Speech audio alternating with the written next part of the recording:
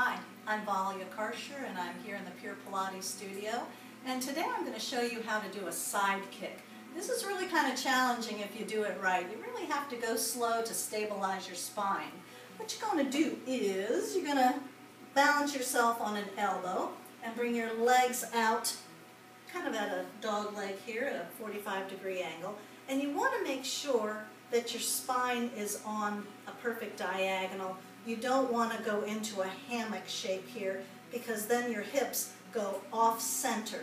So you want to get your hips stacked on top of each other, elbow under shoulder, and that perfect spine in alignment. You're going to float your top leg up about hip level.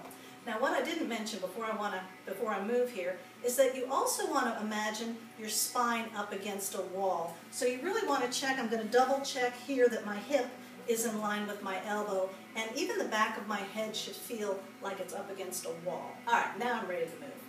You're going to inhale first, and you're going to kick forward 1, 2, 3. On the exhale, you open the arch of your foot, and you reach back a little bit further than your spine.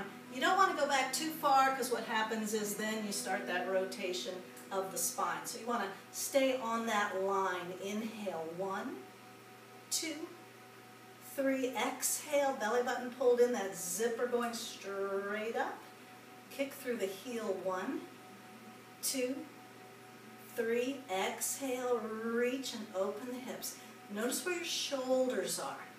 They stay right in line like your shirt's on a hanger, and that hanger isn't moving anywhere. One last time. 1, 2, 3. Exhale as you extend. And then, of course, you can do it on the other side. Try it at home. Have fun with Pilates. See you next time.